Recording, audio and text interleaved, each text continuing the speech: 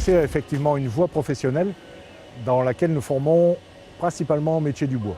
Dans ces métiers du bois, nous avons deux secteurs distincts, l'aspect plus industriel et l'aspect plus tourné vers les métiers d'art. Ces métiers d'art sont orientés principalement sur le domaine de l'ébénisterie et du côté industriel sur la préparation au baccalauréat professionnel, fabricant bois et matériaux associés, et une section par apprentissage pour préparer au baccalauréat professionnel menuisier agenceur. Le métier de menuisier prépare à réaliser du mobilier, des huisseries, éventuellement également à les poser, en plus de l'aspect fabrication, et de plus en plus à utiliser des matériels à commande numérique automatisés pour fabriquer en série, à 90% à partir du matériau bois, mais aussi aujourd'hui de matériaux associés tels que le PVC et l'alu qu'on retrouve de plus en plus dans les fabrications menuisiers.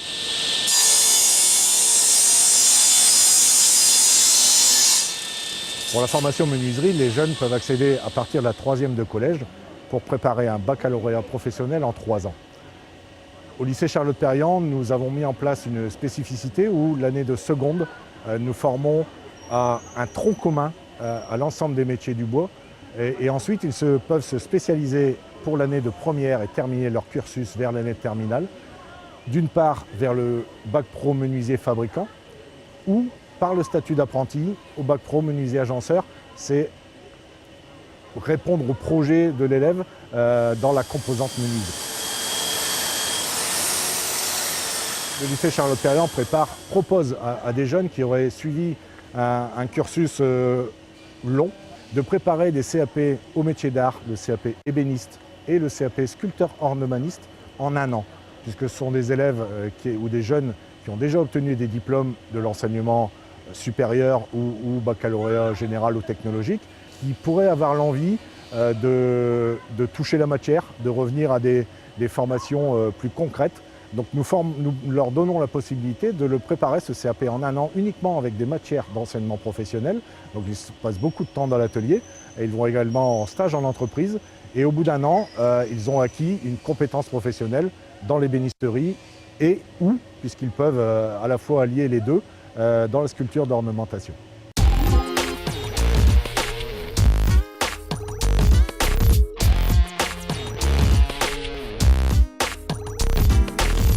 L'ébénisterie donc consiste à la fabrication, à la réalisation de meubles en bois et en bois de plaquage. Et à l'heure actuelle, avec nos élèves, on ne fait plus d'ébénisterie comme on l'entendait avant, c'est-à-dire des meubles de style.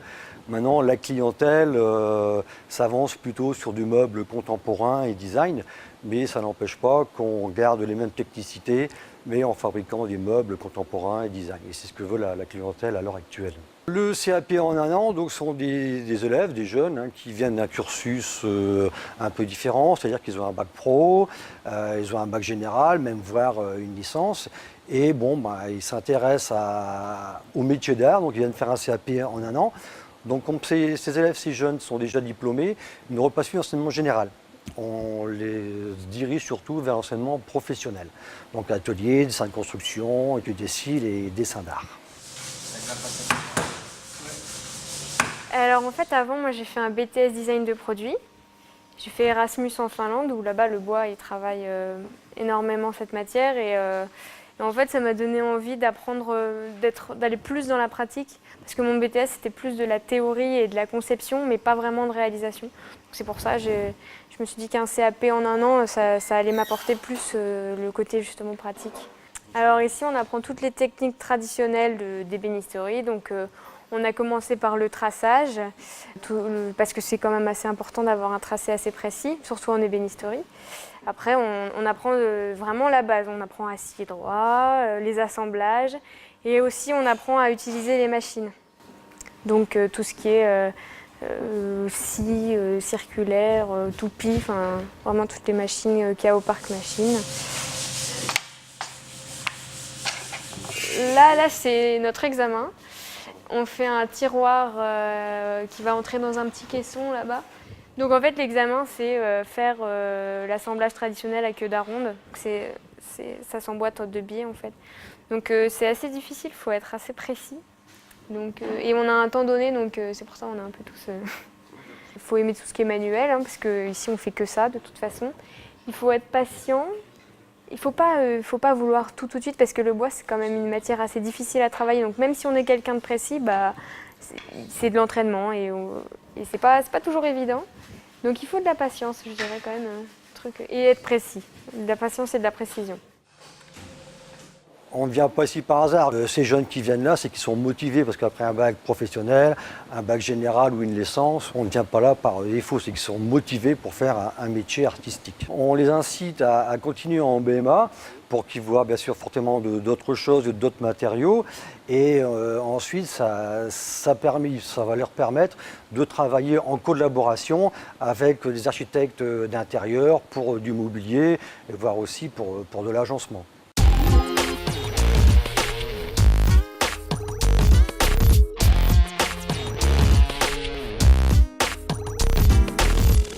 La formation CAP sculpteur en humaniste, elle fait partie du cursus des métiers du bois. Donc c'est une formation qui est complémentaire, une formation en 1 an, en accéléré. Donc elle dispense les élèves de matière générale. Alors durant cette formation, les élèves apprennent à créer des motifs dans le bois à l'aide d'outils traditionnels qu'on appelle des gouges, qui ont toutes une forme différente. Donc l'année se déroule en 2 parties. La première partie, les élèves réalisent des ornements, c'est-à-dire des motifs qui se trouvent dans le bois, donc sur des meubles aussi. Donc ils acquérissent les bases du métier durant cette première partie. Et durant la seconde partie, les élèves réalisent un projet personnel qui répond à leurs besoins. Donc ça leur permet de développer leur créativité et d'ouvrir leur culture artistique. Leur projet personnel les permet de les préparer à leurs propres besoins, donc à les préparer à la vie professionnelle. Donc ils choisissent un sujet qui leur convienne et à travers ce projet, ils s'émancipent.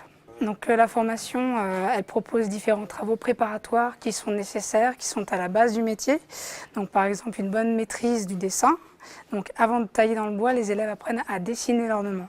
Donc le dessin va jouer un rôle majeur dans la taille de bois. Les élèves partent d'une pièce plus ou moins carrée, donc ils débitent leur pièce et ensuite on dessine le motif sur la pièce et ensuite vient la taille.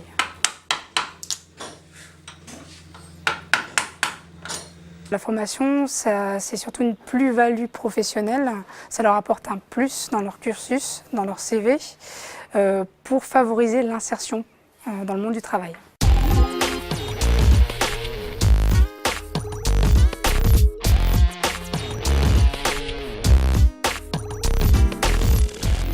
Nous avons la volonté au lycée Charlotte-Perriand d'accompagner l'élève dans son projet professionnel, puisque nous avons la possibilité de lui présenter une large palette des métiers du bois.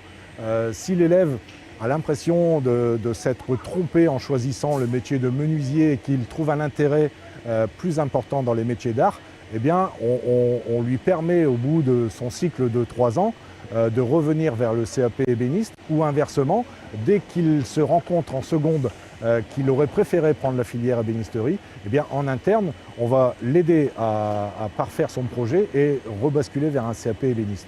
Et inversement, un jeune qui aurait choisi au départ la filière ébénisterie et qui, de par son passage en entreprise, l'acquisition de compétences, aurait envie de revenir vers la menuiserie, notamment d'agencement, puisque les compétences de l'ébéniste sont très appréciées chez les agenceurs, on va lui permettre de basculer vers un bac pro pour préparer en 2 ans un baccalauréat professionnel menuisier-agenceur. C'est la volonté politique de l'établissement d'accompagner l'élève dans son projet, du début de sa formation jusqu'à sa sortie et la poursuite d'études, bien évidemment. Nous avons appris aujourd'hui qu'un élève était admis, un élève de brevet des métiers d'art était admis à l'école Boulle pour la rentrée prochaine, et ça c'est quand même une fierté pour l'établissement.